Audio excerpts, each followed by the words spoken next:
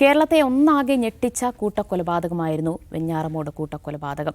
അതിലിപ്പോൾ പ്രതി അഫാൻ പോലീസിന്റെ കസ്റ്റഡിയിലാണ്. പോലീസ് അറസ്റ്റ് രേഖപ്പെടുത്തി കഴിഞ്ഞിട്ടുണ്ട്. അതുമായി ബന്ധപ്പെട്ട് എന്തിനു വേണ്ടി കൊലപാതകം നടത്തി, വെറും സാമ്പത്തിക നേട്ടത്തിന് വേണ്ടി മാത്രമായിരുന്നു 5 പേരെ അഫാൻ കൊലപ്പെടുത്തിയത് എന്ന തരത്തിലുള്ള അന്വേഷണങ്ങളൊക്കെ ഒരു വശത്ത് പുരോഗമിക്കുന്നുണ്ട്. എന്തായാലും വളരെ സങ്കടകരമായ ഞെട്ടിപ്പിക്കുന്ന കൂട്ടക്കൊലപാതകം തന്നെയാണ് അവിടെ നടന്നിട്ടുള്ളത് എന്ന് നമുക്ക് പറയാതിരിക്കാൻ കഴിയില്ല. ഉമ്മയടക്കം അഫാൻ കൊലപ്പെടുത്താൻ ശ്രമിച്ചിരുന്നു. അതായത് കൊല്ലപ്പെട്ടിട്ടുണ്ട് എന്ന് ഉറപ്പാക്കിയ ശേഷമായിരുന്നു അഫാൻ പോലീസ് സ്റ്റേഷനിലേക്കൊക്കെ പോയത്. പക്ഷേ ഭാഗ്യവശാൽ ഉമ്മ രക്ഷപ്പെടുകയാണ് ഉണ്ടായത്. എന്തായാലും പോലീസിൻ്റെ അന്വേഷണം മറ്റൊരു വശത്ത് പുരോഗമിച്ചു വരുന്നുണ്ട്. പക്ഷേ ഇവിടെ എടുത്തു പറയേണ്ട ഒരു കാര്യം, ചില മാധ്യമങ്ങൾ ഈ സംഭവത്തിലും ഈ കൂട്ടക്കൊലപാതകത്തിലും തീവ്രവാദ പരിവേഷം നൽകുന്നു എന്ന് തന്നെയാണ്. 70 ലക്ഷത്തിലധികം വ്യക്തിപരമായൊരു ബാധ്യത അഫാൻ ഉണ്ടായിരുന്നു. അപ്പോൾ ഈ പണമൊക്കെ അഫാൻ എന്തു ചെയ്തു, അത് എന്ത് ഇടപാടിനായി വിനിയോഗിച്ചു എന്നൊക്കെയാണ് ചില ഓൺലൈൻ മാധ്യമങ്ങൾ ചോദിക്കുന്നത്. എന്തിന് ഒരു ദിനപത്രത്തിലടക്കം വന്ന വാർത്ത, ഓരോരുത്തരെയായി അതിക്രൂരമായി കൊലപ്പെടുത്താൻ അഫാന് വിദഗ്ധ പരിശീലനം ലഭിച്ചിട്ടുണ്ട്. അപ്പോൾ തീവ്രവാദ ബന്ധം കണ്ടെത്താൻ വേണ്ടി സുഹൃത്തുക്കളിലേക്കും അതുപോലെ തന്നെ ഇൻ്റർനെറ്റ് സെർച്ച് ഹിസ്റ്ററി അടക്കം പോലീസ് അന്വേഷിച്ചു വരുന്നു എന്നൊക്കെയാണ് ഒരു ദിനപത്രത്തിലടക്കം വന്ന കണ്ടെത്തലുകൾ. ആ രീതിയിലുള്ള വാർത്തകളൊക്കെ പുറത്തു വരുന്നു. ഓൺലൈൻ മീഡിയ അടക്കം ഇത് ആഘോഷിക്കുന്നു എന്നതാണ് ഇവിടെയുള്ള അല്ലെങ്കിൽ ഇവിടെ എടുത്തു പറയേണ്ട ഒരു കാര്യം.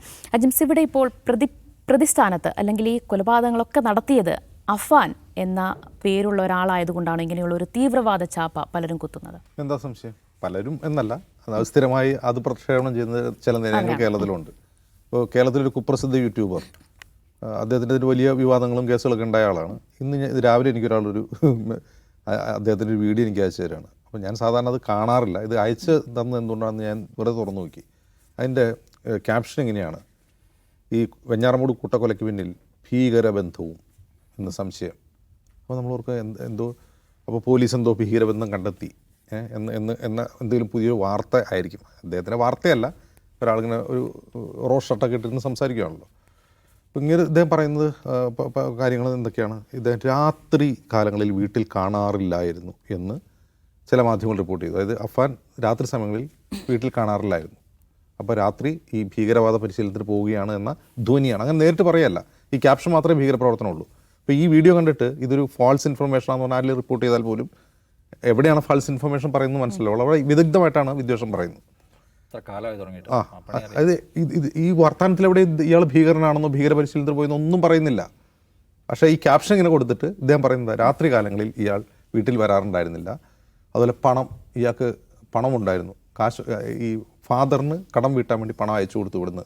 അപ്പോൾ ഈ കാശ് അവിടെ നിന്ന് കിട്ടി. അതായത് ധനസഹായവും ആയുധ പരിശീലനവും നേടിയ അഫാൻ ആ ഭീകര ആശയം പേറി സ്വന്തം ബന്ധുക്കളെയും ഉമ്മയെയും കാമുകിയൊക്കെ കൊന്നു എന്നാണ്. അതായത് ഈ അഫാൻ കൊന്നത് ബന്ധുക്കളെ ആയിപ്പോയി. ഇതെങ്ങാനും അയൽവാസികളെ ആയിരുന്നെങ്കിലോ, അവർ അഫാൻ്റെ സമുദായത്തിൽപ്പെട്ടാത്ത മറ്റൊരാളായിരുന്നെങ്കിൽ ഈ വിഷനാവ് എന്തൊക്കെ പറയുമായിരുന്നു ഒന്ന് ആലോചിച്ച് നോക്കുക.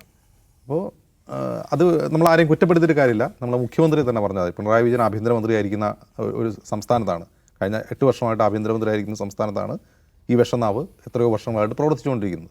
അത് തടയാൻ സംസ്ഥാന സർക്കാരിന് കഴിയാത്തതുകൊണ്ടാണ് അത് പറഞ്ഞുകൊണ്ടിരിക്കുന്നത്. ഞാൻ ആലോചിക്കുന്നതല്ല, ഇന്ന് രാവിലെയാണ് ഈ അഫാൻ്റെ പിതാവ് സൗദി അറേബ്യയിൽ നിന്ന് വരുന്നത്. ആ മനുഷ്യൻ പറയുന്നത് കേൾക്കണമല്ലോ. ആ മനുഷ്യൻ എന്താണ് പറയുന്നത്? അയാളൊരു സ്പെയർ പാർട്സ് ബിസിനസ് നടത്തുകയായിരുന്നു സൗദി അറേബ്യയിൽ. ഈ കോവിഡിൻ്റെ സമയത്ത് ആ ബിസിനസ് പൊളിഞ്ഞു പോയി. ബിസിനസ് പൊളിഞ്ഞു മാത്രമല്ല, അദ്ദേഹം കടം വാങ്ങി മറ്റൊരാൾക്ക് വേണ്ടി കടത്തിന് ജാമ്യം നിന്നു.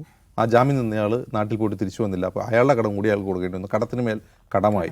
അവസാനം ഈ കട ഉപേക്ഷിച്ച് അയാൾക്ക് മറ്റൊരു സ്ഥലത്ത് പോയി മറ്റൊരു കടയിൽ ജോലി ചെയ്യേണ്ടി വന്നു. അപ്പോൾ അത്ര ബുദ്ധിമുട്ടിലാണ് അദ്ദേഹം. ഒന്ന് കടങ്ങളുണ്ട്, നാട്ടിൽ ലോണുണ്ട്.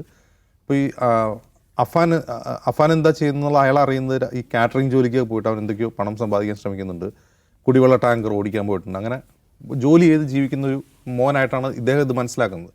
ഇങ്ങേർക്ക് പോലും ഇത് പ്രോസസ്സ് ചെയ്യാൻ കഴിയുന്നില്ല. എന്തിനാണ് ഇയാൾ കൊന്നത് എന്ന് പ്രോസസ്സ് ചെയ്യാൻ കഴിയുന്നില്ല. അങ്ങനെ വലിയ കടമൊന്നും എനിക്ക് നാട്ടിലില്ല എന്നാണ് അദ്ദേഹം പറയുന്നത്. അദ്ദേഹത്തിൻ്റെ കടങ്ങളെക്കുറിച്ച്, അദ്ദേഹം സൗദിയിലുള്ള കടങ്ങളാണ്, നാട്ടിൽ കടങ്ങളില്ല. മാത്രമല്ല ഈ തൻ്റെ കടങ്ങൾ വീട്ടേണ്ട ബാധ്യത അഫാനില്ല. അങ്ങനെ കടം വീട്ടേണ്ട ബാധ്യത അഫാനില്ല. അപ്പോൾ സാമ്പത്തിക ബാധ്യത കൊണ്ട് കുടുംബത്തെ കൊന്ന് ആത്മഹത്യ ചെയ്യാം എന്ന തീരുമാനത്തിൽ അഫാൻ്റെ ആ മൊഴി പൂർണ്ണമായിട്ടും ഈ പിതാവ് പോലും വിശ്വസിക്കുന്നില്ല. അപ്പോൾ അഫാൻ ഇവിടെ എന്താ ചെയ്തത്? അഫാൻ കടബാധ്യതയ്ക്ക് ഉപരിയായി ചെലവാക്കുന്നു. ഒരു ബുള്ളറ്റ് ഉള്ളപ്പോൾ മറ്റൊരു ബൈക്ക് വാങ്ങുന്നു. ഇതിനെ ബന്ധുക്കൾ ചോദ്യം ചെയ്യുന്നു. കടം വാങ്ങിയ ആളുകൾ വീട്ടിൽ ചോദിച്ചു വരുന്നു. ഈ ഒരു പോയിന്റിൽ അദ്ദേഹം എന്ത് ചെയ്യുന്നതാണ്, ഈ അഫാൻ എന്ന് പറഞ്ഞ മനുഷ്യൻ എന്ത് ചെയ്യാൻ പോണ്, കുടുംബത്തെയും കാമുകയും കൊന്ന് സ്വയം ആത്മഹത്യ ചെയ്യാൻ തീരുമാനിക്കുകയാണ്. അങ്ങനെ ചെയ്യുന്ന ആളുകളുണ്ട്. അതായത് സാമ്പത്തിക പ്രശ്നം വന്നു കഴിയുമ്പോൾ സ്വയം മരിക്കുകയല്ല, കൂടെയുള്ളവരെ കൊന്നിട്ട് മരിക്കുക. അങ്ങനെ എത്രയോ ഉദാഹരണങ്ങളുണ്ട്. നമ്മൾ ഈ കുടുംബമായിട്ട് ആത്മഹത്യ നടത്തുന്ന സംഭവങ്ങൾ റിപ്പോർട്ട് ചെയ്യുമ്പോൾ ശ്രദ്ധിക്കേണ്ട ആത്മഹത്യയല്ല, ഒരാൾ എല്ലാവരെയും കൊന്നിട്ട് ആത്മഹത്യ ചെയ്യുന്നതാണ്. മറ്റുള്ളവർക്ക് വിഷം നൽകിയിട്ട് തൂങ്ങി മരിക്കുക, അല്ലെങ്കിൽ മറ്റുള്ളവരെ കൊന്നിട്ട് ഇയാൾ മരിക്കുക. ഇതാണ് സംഭവിക്കുന്നത്. ഇവിടെയുള്ളൊരു പ്രശ്നം എന്ന് വെച്ചാൽ, ഇപ്പോൾ എനിക്ക് സാമ്പത്തിക പ്രതിസന്ധിയുണ്ട്, ഞാൻ ആത്മഹത്യ ചെയ്യാൻ തീരുമാനിക്കുമ്പോൾ എൻ്റെ കൂടെയുള്ളവർ ഇനി എങ്ങനെ ജീവിക്കും എന്ന ഒരു പ്രൊട്ടക്റ്റീവ് ഭാവം ഉണ്ടല്ലോ, അതൊരു ആണുങ്ങളിൽ മാത്രം കാണുന്നൊരു പ്രശ്നമാണ്. സ്ത്രീകളല്ലാതെ ചെയ്യുന്നത്. എൻ്റെ കീഴിലുള്ള എൻ്റെ മാതാവ്, എൻ്റെ അനിയൻ, എൻ്റെ കാമുകി, ഇപ്പോൾ പുറത്തു വരുന്ന മൊഴികൾ, അഫാൻ്റെ മൊഴികൾ ശരിയാണെങ്കിൽ എന്താണ്, 3 ബന്ധുക്കളോടുള്ള പക, 3 പേരെ കൊന്ന് ആത്മഹത്യ ചെയ്യാനുള്ള തീരുമാനം, ഇതാണ് അവിടെ സംഭവിച്ചത്. പക്ഷേ ഇതിനെ എത്ര വിദഗ്ധമായിട്ടാണ് ഒരു ഭീകരവാദ ബന്ധത്തിലേക്ക് കൊണ്ടുപോകുന്നത് ആലോചിച്ച് നോക്കുക. അപ്പം എവിടെയും ഏത് രക്തത്തിലും ഏത് മൃതദേഹ കൂമ്പാരങ്ങളിലും ഇത് കണ്ടെത്താനുള്ള അസാധാരണ സിദ്ധിയുള്ള ഈ വിഷനാവുകൾ അതിങ്ങനെ പ്രവർത്തിച്ചുകൊണ്ടേയിരിക്കുകയാണ്. പക്ഷേ മുമ്പുള്ളതുപോലെ എനിക്ക് ഇതിൽ തോന്നുന്ന ഒരു ആശ്വാസം, ഒരു 10 വർഷം മുമ്പായിരുന്നെങ്കിൽ, ഒരു 10-15 വർഷം മുമ്പായിരുന്നെങ്കിൽ നമ്മുടെ മുഖ്യധാരാ മാധ്യമങ്ങളിൽ പോലും ഇത്തരം അപസർപ്പ കഥകൾ വരുമായിരുന്നു. മുഖ്യധാരാ മാധ്യമങ്ങളിലും ഇത്തരം അപസർപ്പ കഥകൾ വരുമായിരുന്നു. ഇപ്പോൾ അത് കുറഞ്ഞിട്ടുണ്ട്. പക്ഷേ ഇപ്പോൾ അത് കുറഞ്ഞതിൻ്റെ വേറൊരു തിരിച്ചടി എന്ന് പറയുന്നത്, ചില ഈ വിഷം വമിപ്പിക്കുന്ന പ്രസരണ കേന്ദ്രങ്ങൾ, അവർക്ക് ധാരാളം റീച്ച് കൂടിയിട്ടുണ്ട്, അവർക്ക് അത് കൺസ്യൂം ചെയ്യാൻ കൂടുതൽ ആളുകളുണ്ട് എന്നുള്ളതാണ്. യെസ്, നിഷാദ്, ഈ ചേന്നമംഗലം കൂട്ടക്കൊലപാതകം ഉണ്ടായി, നെന്മാറയിൽ ഇരട്ടക്കൊലപാതകം ഉണ്ടായി. അവിടെയൊന്നും ഇങ്ങനൊരു സംശയം ആരും ഉന്നയിച്ചു കണ്ടില്ല. പക്ഷേ വെഞ്ഞാറമൂട് കൊലപാതകത്തിൽ തീവ്രവാദ ബന്ധം സംശയിക്കപ്പെടുന്നു. അങ്ങനെ ഓൺലൈൻ മാധ്യമങ്ങളടക്കം ആ രീതിയിൽ വാർത്ത നൽകുന്നു. അത് തീർത്തും സമൂഹത്തിൽ തെറ്റിദ്ധാരണയുണ്ടാക്കുന്നത് തന്നെയല്ലേ? അത് നിയന്ത്രിക്കേണ്ടതല്ലേ? നമ്മൾ ഈ വിഷയം എത്രയോ കാലമായിട്ട് ഇവിടെ ഇരുന്ന് ആവർത്തിച്ച് പറഞ്ഞുകൊണ്ടേയിരിക്കുന്നു. ഈ കുപ്രസിദ്ധ യൂട്യൂബറും അയാൾ ഈ കേരളത്തിനുണ്ടാക്കുന്ന വിനാശത്തെയും കുറിച്ച് തന്നെ പലകുറി ഇവിടെ സംസാരിച്ച് നമ്മുടെ സമയം കളയുന്നതിനപ്പുറത്തേക്ക് പ്രത്യേകിച്ച് സംഭവിക്കുന്നില്ല. ഇപ്പം കേരളത്തിൽ ഇപ്പോൾ സാമ്പത്തിക പ്രതിസന്ധിയെക്കുറിച്ച് നമ്മൾ പലപ്പോഴും സംസാരിച്ചു. സാമ്പത്തിക പ്രതിസന്ധിക്ക് മറികടക്കാൻ ഒരു സംരംഭം നിലയ്ക്ക് വേണമെങ്കിൽ യുവാക്കൾക്ക് ആലോചിക്കാൻ കഴിയുന്നൊരു കാര്യം, നിങ്ങളൊരു യൂട്യൂബ് അക്കൗണ്ട് തുടങ്ങി മുസ്ലിം വിരുദ്ധ വെറുപ്പ് ഏതറ്റം വരെ നിങ്ങൾക്ക് പറയാം. നല്ല ട്രാഫിക് കിട്ടുന്ന സമയമാണിപ്പം. അത് വലതുപക്ഷ അന്തരീക്ഷം ബിൽഡ് ചെയ്തുകൊണ്ട് വരുന്ന ഒരു എക്കോസിസ്റ്റത്തിനകത്ത് നിങ്ങൾക്ക് പരമാവധി മുസ്ലിം വിരുദ്ധ വെറുപ്പ് പറയാം. നിങ്ങളുടെ മുമ്പിൽ കിട്ടുന്ന ഏത് വാർത്തയ്ക്കകത്തും ഒരു മുസ്ലിമിൻ്റെ പേരുണ്ടെങ്കിൽ അതിനെ ചേർത്ത് നിങ്ങൾക്ക് എന്ത് സർപ്പകഥം പറയാം. അത് സമുദായങ്ങളെ തമ്മിൽ തെറ്റിക്കുകയോ സംഘർഷം ഉണ്ടാക്കുകയോ എന്തും ചെയ്യട്ടെ, മാക്സിമത്തിൽ പറയാം. നിങ്ങൾക്ക് നല്ല വ്യൂ ഉണ്ടാവും, നല്ല റവന്യൂ ഉണ്ടാവും. അപ്പോൾ സാധാരണ നിലയ്ക്ക് ആൾക്കാരത് ആലോചിക്കാത്തതിൻ്റെ കാര്യം എന്താണ്? അത് നിയമപരമായി ശരിയല്ലല്ലോ. ധാർമ്മികമായി ശരിയല്ല എന്ന പ്രശ്നമുണ്ട് ഒന്ന്. രണ്ടാമത്തെ നിയമപരമായി പ്രശ്നമുണ്ട്. കാരണം ആളുകളെ തമ്മിൽ തെറ്റിക്കുന്ന കണ്ടൻറ്റ് ടെലികാസ്റ്റ് ചെയ്യാൻ പാടില്ലെന്നുള്ള ലൈസൻസിൻ്റെ പുറത്ത് പ്രവർത്തിക്കുന്ന സ്ഥാപനമാണ് നമ്മൾ. പക്ഷേ യൂട്യൂബിൽ പ്രവർത്തിക്കുമ്പോൾ ആ പ്രശ്നമുണ്ട്. ഈ പറഞ്ഞ കമ്മ്യൂണൽ ഹാർമണി തകർക്കുന്നൊന്നും ചെയ്യാൻ പാടില്ല. പക്ഷേ കേരളത്തിൽ പ്രശ്നമില്ല. കേരളത്തിൽ ഒരു സർക്കാർ അതിന് ആക്ഷൻ എടുക്കാൻ തീരുമാനിച്ചാലേ ഇഷ്യൂ ഉള്ളൂ. കേരളത്തിൽ ഇപ്പോൾ ഒരാൾക്ക് ഒരു സംരംഭകൻ ആലോചിക്കാൻ പറ്റുന്ന ഏറ്റവും പ്രധാനപ്പെട്ട കാര്യം, സർക്കാരിൻ്റെ പിന്തുണയോടെ, ഈസ് ഓഫ് ഡൂയിങ് എന്നൊക്കെ പറയുന്നത്, സർക്കാരിൻ്റെ പിന്തുണയോടെ നിങ്ങൾക്ക് എളുപ്പത്തിൽ ചെയ്യാൻ കഴിയുന്ന ഒന്ന് വെറുപ്പ് പ്രചരിപ്പിക്കുന്ന യൂട്യൂബ് അക്കൗണ്ടുകൾ തുടങ്ങുക എന്നുള്ളതാണ്. ഒരു നടപടിയും ഉണ്ടാവില്ല, ഒരു ആക്ഷനും ഉണ്ടാവില്ല എന്നതാണ് അതിൻ്റെ അവസാനത്തെ ഉദാഹരണമാണിത്. ബാക്കിയൊന്നും ഇതിനെക്കുറിച്ച് പറയാനില്ല. ഈ കുപ്രസിദ്ധ യൂട്യൂബറുടെ പ്രധാനപ്പെട്ട പണി മുസ്ലിം വിരുദ്ധ സംഗതികൾ എല്ലാ ദിവസവും 3-4 എണ്ണം ഛർദ്ദിച്ച് വെച്ച് അതിൽ നിന്ന് കിട്ടുന്ന പണം കൊണ്ട് ജീവിക്കുക എന്നതാണ്. അങ്ങനെ ജീവിക്കുന്ന ഒരാൾ നമ്മുടെ സാമൂഹ്യ അന്തരീക്ഷത്തിനുണ്ടാക്കുന്ന പരിക്കെന്ത് മാത്രമാണ്. ഇപ്പോൾ അജിംസ് പറഞ്ഞു മുഖ്യധാരാ മാധ്യമങ്ങളിൽ പണ്ട് വാർത്ത വരുമായിരുന്നു. ഇപ്പം മുഖ്യധാരാ മാധ്യമങ്ങൾക്കല്ല സ്വാധീനശേഷി സോഷ്യൽ മീഡിയയ്ക്കാണ്. ആ സോഷ്യൽ മീഡിയ സ്വാധീനശേഷി മുഖ്യധാരാ മാധ്യമങ്ങൾക്കുള്ളതിൻ്റെ 10 മടങ്ങാണ്.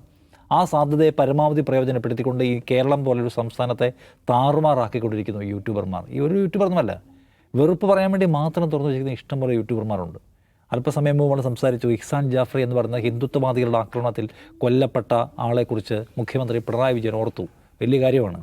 ഇഹ്സാൻ ജാഫ്രി എങ്ങനെയാണ് കൊല്ലപ്പെടുന്നത്? 10,000 മനുഷ്യർ ഒറ്റയടിക്ക് തമ്പടിക്കുന്നത് എങ്ങനെയാണ് ഇഹ്സാൻ ജാഫ്രിയുടെ വീട്ടിൻ്റെ മുന്നിൽ?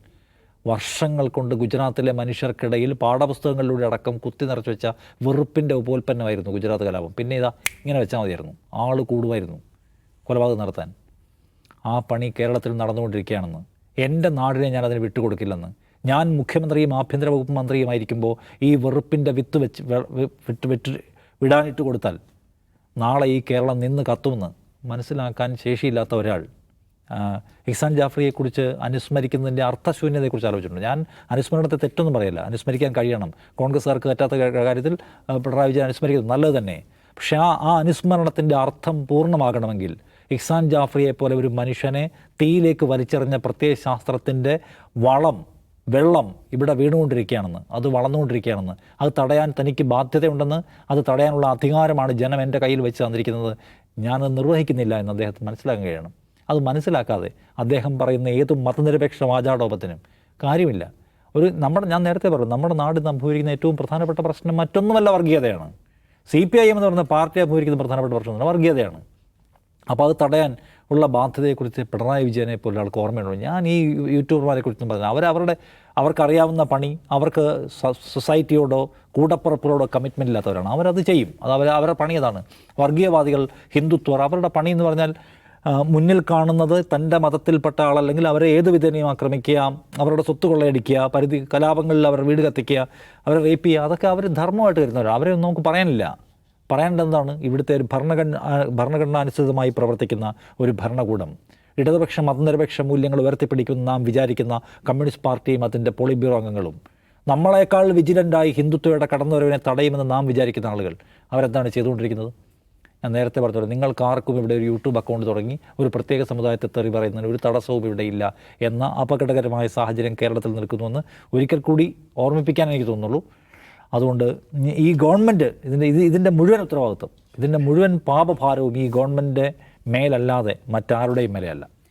യെസ്, അതാണ്. ഇല്ലാത്ത കാര്യങ്ങൾ ഉണ്ടെന്ന തരത്തിൽ കൃത്യമായ രീതിയിൽ എടുത്തു പറയുകയാണ്. ആ യൂട്യൂബ് ചാനലിൽ ആ വീഡിയോയുടെ കമൻറ്റുകൾ നോക്കിയാൽ അറിയാം, തീവ്രവാദ ബന്ധം പലരും ഏറ്റുപിടിക്കുന്നു, ആ രീതിയിലുള്ള കമൻറ്റുകൾ അതിലിടുകയും ചെയ്യുന്നു.